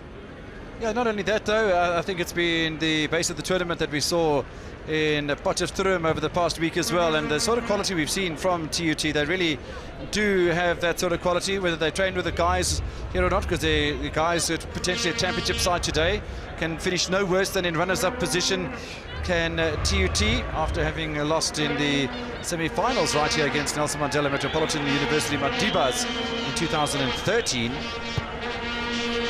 Run there spotted. Solomon Khalid, the substitute, in the box. One player to aim for, Madiba, Jamie Lee Peters, and Nicole October. Heart and mouth stuff there between the 2 teammates. I'll tell you what, you try and make a clearance and you test your own goalkeeper, and good thing that Jamie Lee Peters was wide awake to that situation. Yeah, they got lucky there, UWC. Looking at the body language of Coach Ellen Tennyson. As Bonka Mashilo twisting and turning at Chigacho. There's a young lady giving it to Nkapo, who's cutting more and more tired figure as the game progresses. The crossing has progressively just kept getting worse and worse. Then that one was probably the worst of the lot. Absolutely. I mean, she just such a tired-looking ball into the penalty area. She gets a corner kick out of it as well, but you know, you've got to change your game plan. And if you're not able to get the long balls in, do a little pirouette, turn away from your opponent, find a teammate that's close to you, form the little pyramids and triangles. Yeah, it's a lot easier for us in commentary, I suppose. We're not running around outside there in 31-degree heat under the pressures of a final. But you know, those should be basic things the players should have in their mind.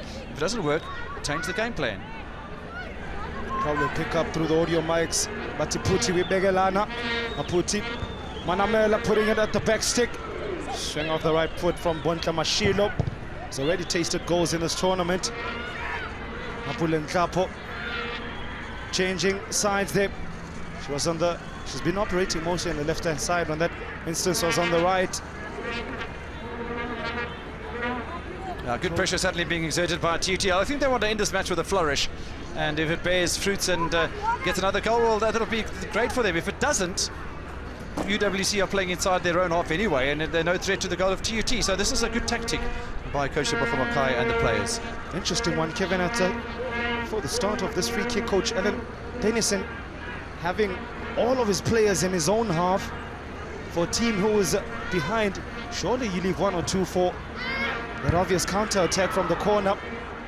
Everyone, including Abongi Ladlani, the 22-year-old striker, was nearly almost in the box. Maybe they're hoping to be able to have those numbers back to be able to defend the corner successfully and then get them up over the halfway line for the goal kick, as is the situation right now. Shot of anguish there from Lauren Jonathan. Couldn't reel that one in after the pass from Dushana Pillay, her teammate. Talia Schmidt looking for options. She's been a quiet figure. She's been an isolated figure, hasn't been able to connect awfully too many times with Janice Smith, the pacey. Janice Smith, we've hardly mentioned her pace, a 26-year-old. Lovely turn from Sibati. Gives it to Mkapo, who perhaps has heard you, Kevin, and decides to go back inside. Goal scorer Tutvuwc caught in the midst of moving the ball forward. Now Smith just dragged her leg and caught the goal scorer. But yeah, I like that little turn. And suddenly there was a little bit of a difference in the side from Klapo. Tried something different, and that's admirable.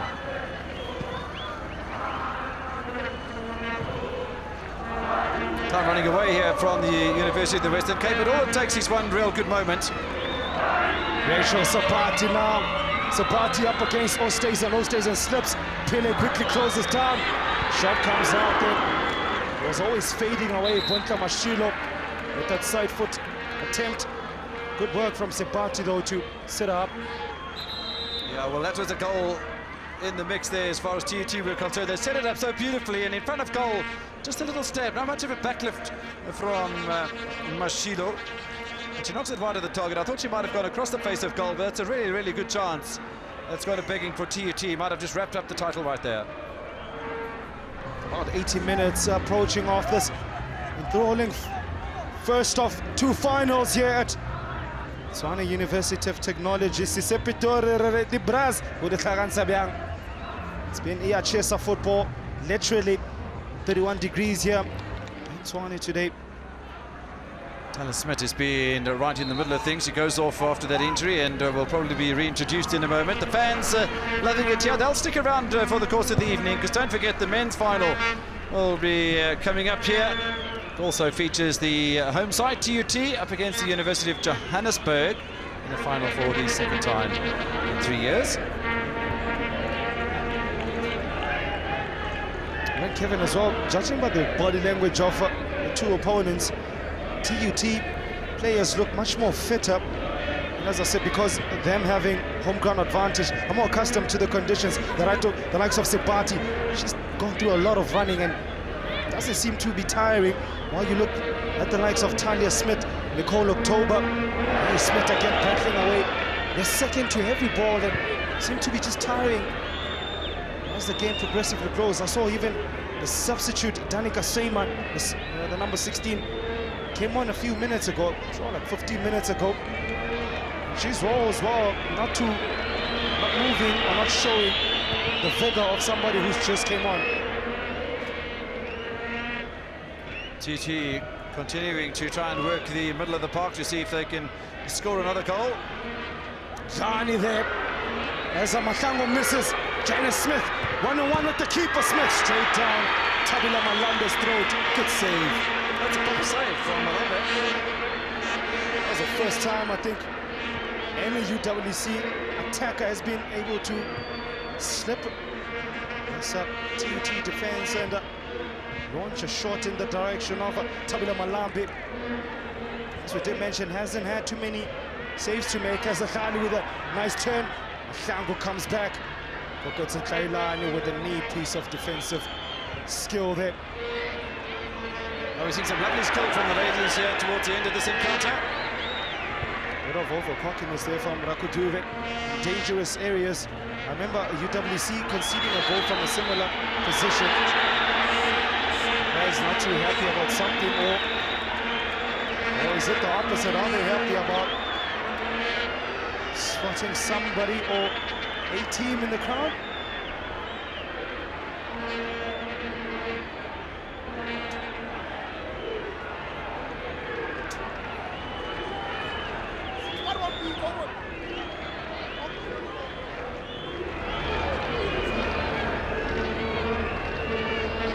Don't forget, the grand finale of the men's competition will come up after the conclusion of the ladies. We'll have the trophy presentation after this one as well for the winners, and the gold medals that will go to either TUT or UWC, and then the silver medals to whoever is the loser of this encounter. The presentation of the trophy as well.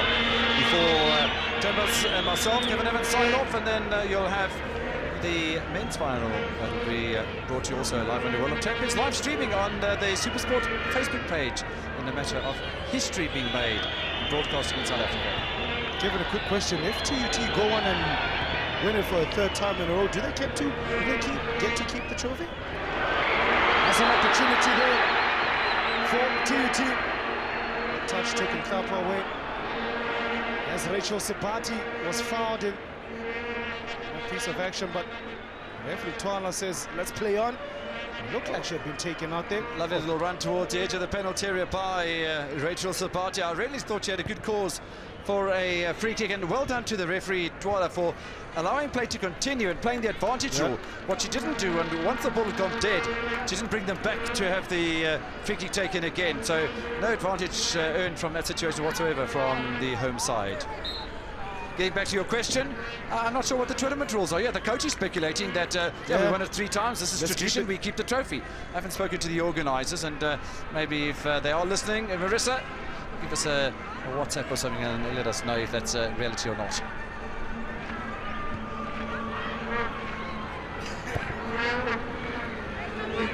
Tired looking Mapulan Kapo runs after that one. As Michelle stays in, and Danica Seyman to clear the lines. Amukhalang Mutau has done most of her work in the second half in defensive areas, like where she was a few seconds ago. As the 20-year-old skipper, I feel Coach Alan Dwanison, you've seen the best of Amukhalang Mutau on this right-hand side, playing as a rampaging winger. Dlani takes a heavy knock there. She's a soldier. Here's Abongile Dlani, the 22-year-old, first year BA looks some of the student. timing's going to go out of the window at this stage of the game. The players are tired. It's been a tough match up and down in this warm conditions, and occasionally the timing will go awry. But there's a yellow card for one of the TUT players involved in that fat car, and it's the number 13, who is Papalo Lepere. Yep, she joins her central defensive partner Kokatsa Mahlangu into the books. As Mutau launches one into TUT's penalty box, easily defended by the ladies in there. They're feeling that they can sense victory. They're not too far away from clinching a third and unprecedented ladies of varsity football trophy. Madiba is a standout player here today. Such a confident young lady. Wayward pass from Maputi Manamela. If there was a player of the tournament award, you might have a look at Madiba for that. But as far as the match is concerned today, no goals for her. She did score a brace against the Northwest University in the semi-final. Scored against the Free State University as well for her 5 goals in competition. But nothing today, although she has had a few chances. I think, we spoke about it before from UWC, how they've been able to keep her quiet. And I think another standout player has been number 16, Rachel Sebati. She was rather player of the match in the last game. Hard-working, she really does forage in that middle of the park. She makes a tremendous contribution. She's got a physical presence about her as well, and she doesn't look as if she takes any nonsense out there. Speaking of not taking any nonsense, those 2 ladies there with the headbands, Kokatsa Mahlangu and defensive partner Pablo Lepelo, work ever so well as well. In unison, one covers, one either reads the game or pulls people there, and the other clears. Got such a good understanding. I've picked that up throughout the game, that whenever one moves one direction, the other follows, and shows that they cover each other at all times.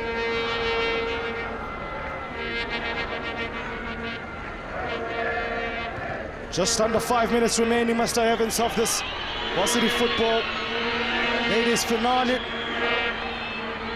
Letago Madiba looking to end with a flourish. Instead, she ends up on the ground there. The tackle from Michelle Stazen. Yeah, we've spoken about how she would have been singled out as far as that treatment is concerned. Stazen perhaps to go in the book for this one. But yeah, she's had a bit of a tough time, and we'll have a look at it again. So there's in possession, and just a little tackle over the top of the ball, and there's the obstruction coming from Michelle Stazen. I think Michelle Stazen, the 18-year-old from the Western Cape, has been treading on icy waters there. Don't forget, not too long to go before the men's all-important finale. The curtain draws close on the varsity football season. After 90 minutes of football in the men's final, TUT versus UJ. Will it be settled in 90 minutes? Last time we were here, we had the drama of a penalty shootout. Used to know how things are to transpire there. Next on your World of Champions, but still live now is Tshwane University of Technology ladies team up against UWC, last year's finalists. Looking to end off with a flourish at TUT. That set piece there is Kokazokailani. Looking to make a menace of herself in the box. Loses out to Lauren Jonathan and co. Jonathan going full-blooded into that one easily. Maneuvered by Labo Rakadua, who's been impressive as well in midfield as Kailani. Spots the run of Dikhalib. Stretching for that cross.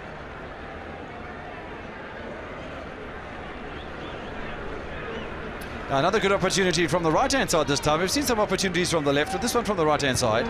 And again, the defence of UWC, I think, has been very, very impressive today. You have a look through October Pillay Westhuizen and Wiltshire. They've given very little away. In fact, you can't blame the defence for the goal that came from Rakadue all the way back in the first half. Yeah, good point. Actually, as you were speaking, I'm snibbling on food for thought and thinking, truth be told, on the balance of play, yes, TUT are the better team and play the better football, but UWC have also played their part, Kevin. Well, yeah, some good play again. It looks rather acrobatic looking fall from Sebati. But she's a tough one. She'll be back on her feet in no time at all. Tracked all the while by Danica Simon. As one of the Odiamites gets taken out there. UWC have done well. Motau and co have battled away, haven't created perhaps a requisite amount of chances to trouble the TUT defenses on a number of occasions. More half chances. Lovely take there from Madiba, plucked it out the sky there. But they've stuck around, they've been busy in the sweltering heat of Tshwane. They're only one goal away from leveling things, so might yet be a twist in the tail. We shall yet see, Mr. Evans. Yeah, we certainly will. Both sides have been competitive, both sides winning their respective groups, both sides only conceding 3 goals and both sides scoring 3 goals in the semi-finals.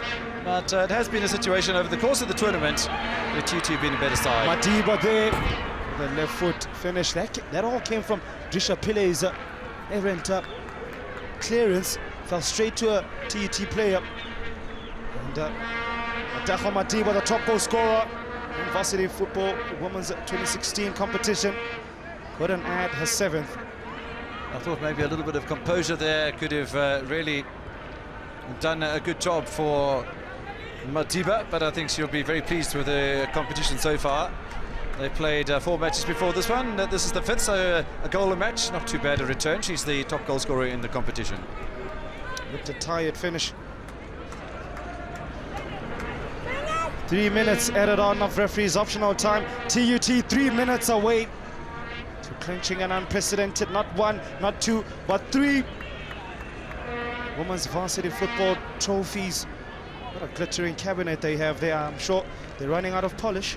Well, if one had to look at the scoreline at the end of the day, and it does end in a 1-0 victory for TUT, the pundits will look at it and say, well, that was quite close, and UWC were quite competitive. And then if you have to look at how the goal was scored, you say TUT were even more fortunate.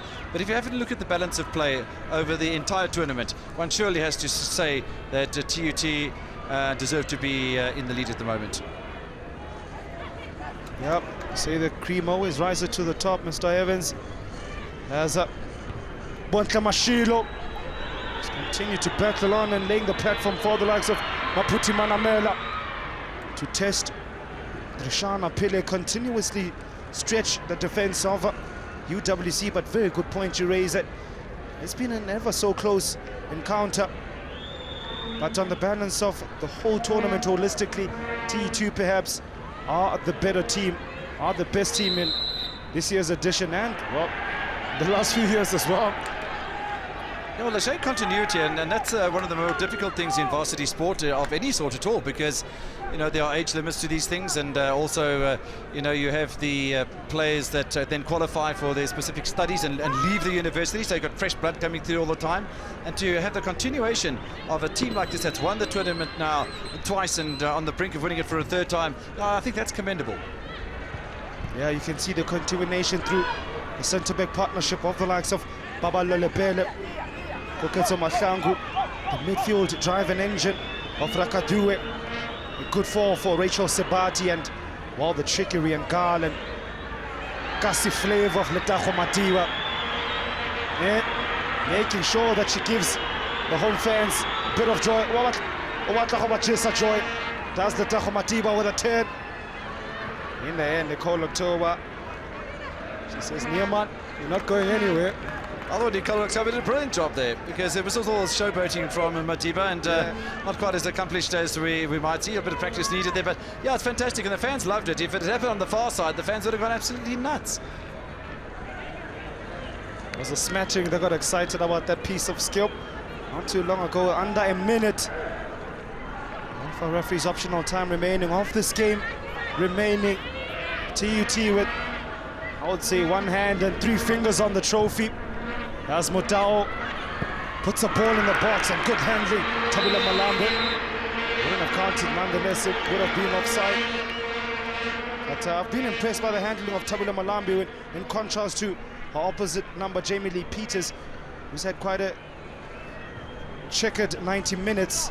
Yeah, decent ball played into the penalty area, and she had to come off her line pretty quickly there, did Malambe.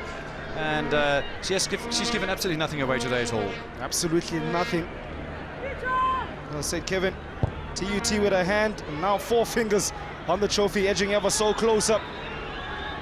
Yeah, I think the red ribbons have been tied around that trophy already, and we will have the trophy presentation, don't forget, at the finalisation of this encounter. But don't go away just yet, because there will be the men's final to come up in a little while's time. Pace of Dikhalede couldn't beat the hard-working Shamil Wiltshire, the 20-year-old first-year LRB law student, still showing good stamina. Such a late time in the game. I think referee Linda Watwala has forgotten to call proceedings, perhaps enjoying herself. It's a way past her. The added time that she's put on. Lovely piece of skill because of China. Much to the appreciation of the home fans on the far side. Tushana Pile again with the head and mops up her own good work. Impressive youngster Tushana Pile, one for the future.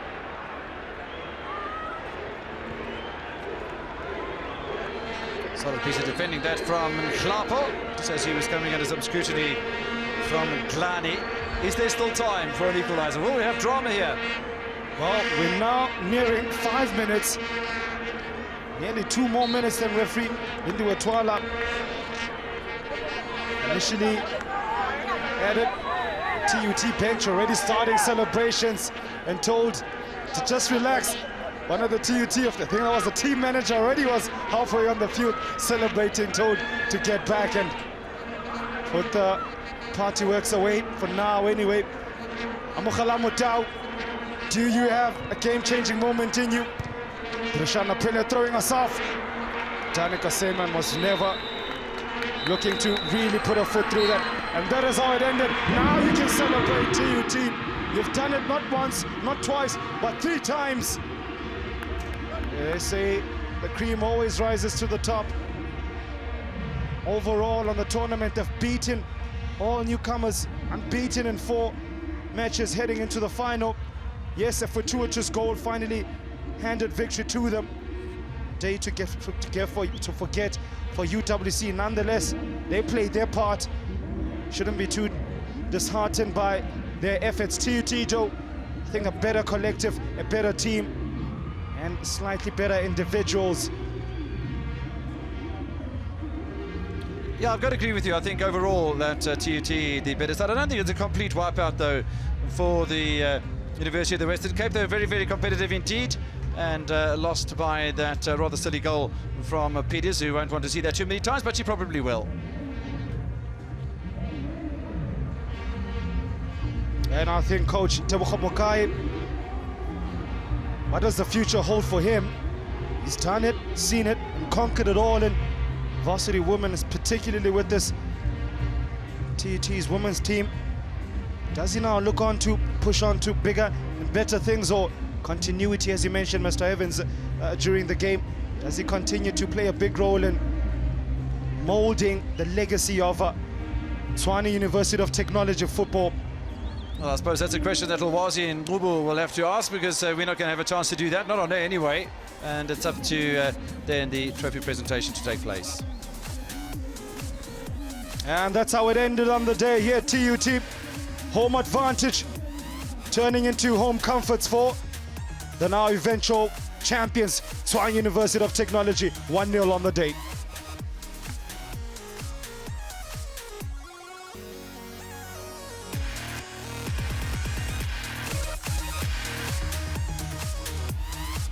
TUT dominant in possession, created as a result more chances, and were quite strong in midfield through the hard work of Rakuduwe.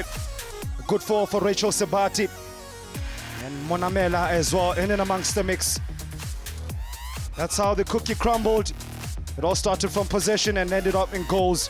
The left-hand side, Maputi Monamela, Mapule Nkapo were deadly. Letago Madiba created spaces for the midfield for Sebati and Rakude.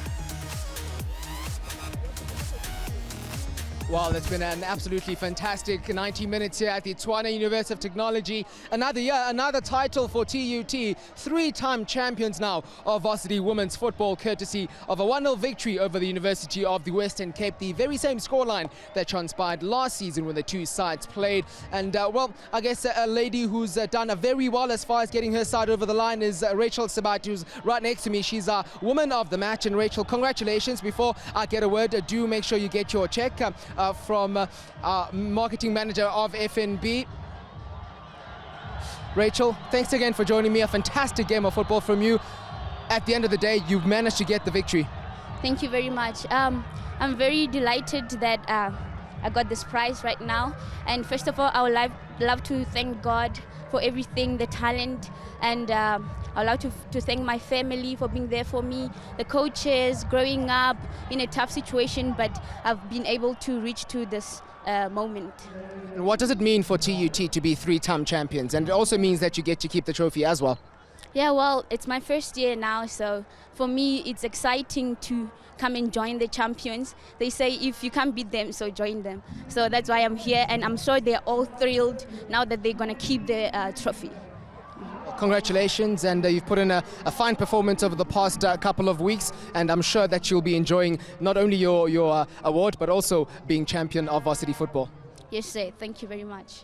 Rachel Sebati of TUT, woman of the match rather, and an absolutely brilliant performance she's put in, a brilliant performance TUT have managed to put in this afternoon in making sure that they are crowned champions of varsity football for a third year in a row. I'm not going to be joined by the lady of the day, the lady who's made sure that her side get over the line and make sure that they get that third victory in a row. A very brilliant performance from your side in front of your home fans. Oh, thank you very much. Hey, we tried our best. We had to work hard as a team. So, we just had to focus on what the coach told us and do everything according to instructions. Now, looking at the way that you won this one, that goal, a little fortunate, but they all count, don't they? Having won it for the third time in a row, I don't know what to say right now. I'm so happy. I'm excited. I'm over the moon. What does it mean to the Tshwane University of Technology, the players, the fans, the institution as a whole to be three-time champions of varsity football? It means a lot to us. We had to work very hard to win it for the third time. TT has been on news for strikes and stuff, so we had to put TT on the map for good things. Well, you certainly have done that. The fans love it. I'm sure you've loved it. And again, a brilliant performance from you guys. Three-time champions of varsity football. Congratulations. Thank you very much. TUT making sure that they make the headlines for all the right reasons this time. And again, a word to the fans who've made sure that they come out in their numbers to support their home side. They've gotten them over the line by a single goal. 3-time champions of varsity football they'll be going as for the next year. Well, that's exactly how things have gone here this afternoon. TUT managed to make sure that they get over the line and, well, defeat UWC for a second year in a row. I'm now going to be joined by a lady who has not only put in a fine performance over the past week, but has also caught a number of eyes in making sure that she does that. Do come closer.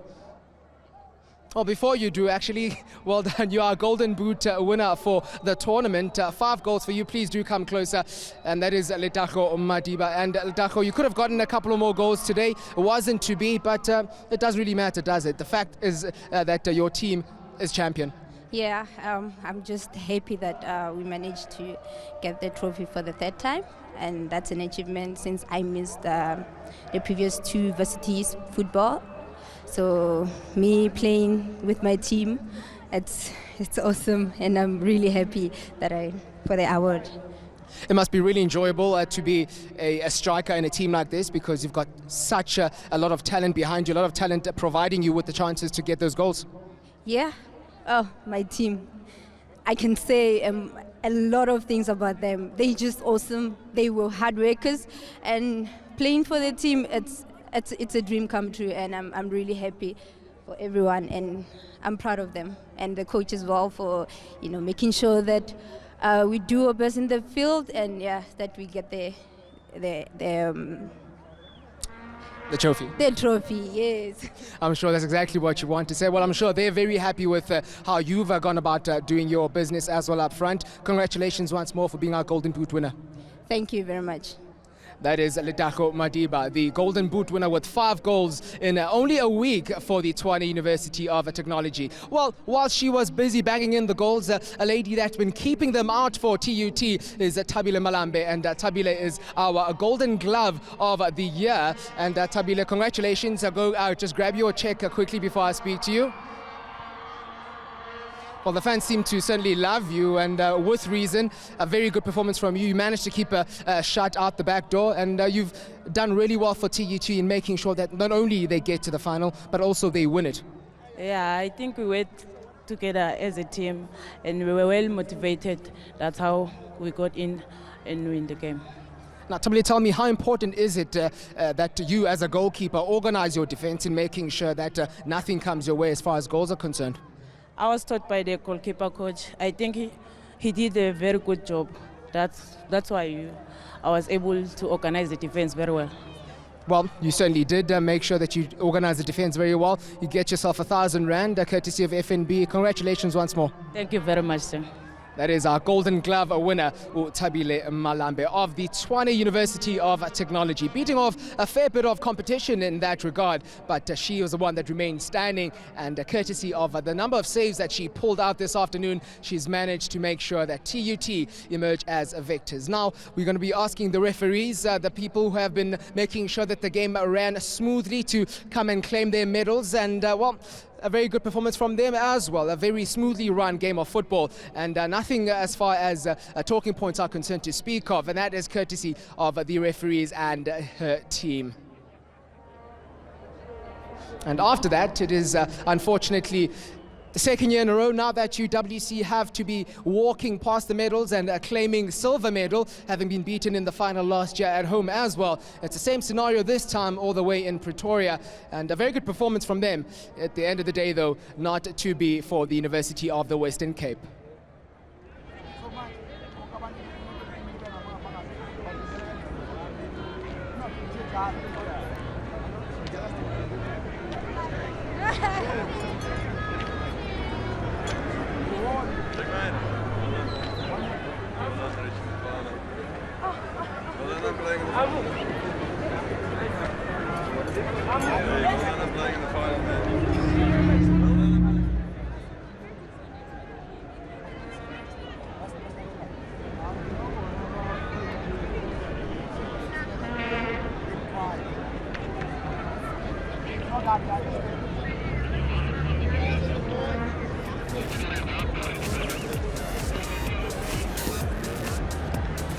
Thank you very much to the University of the Western Cape, runners-up for a second time running. And well, for every runners-up, there are champions, and champions for 2016, champions for 2015 and 2014 as well.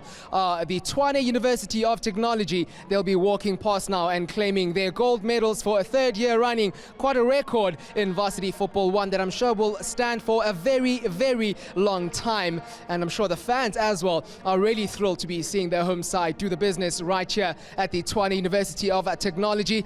It's champions for 2016, the Tshwane University of Technology.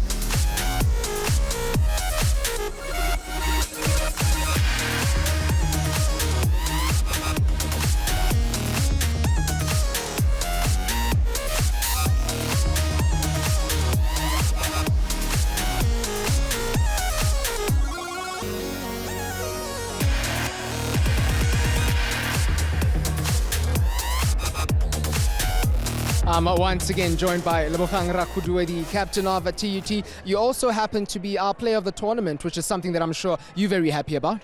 Yes, I'm very happy. Having played football for a few years and getting to this tournament and winning like a player of the match is a very big thing for me.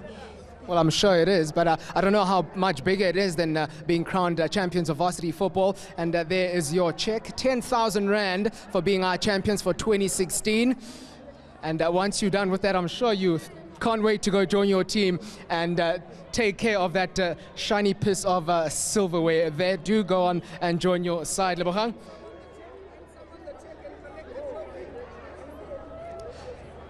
Ladies and gentlemen, champions for varsity football 2016, the third year in a row, the Tshwane University of Technology.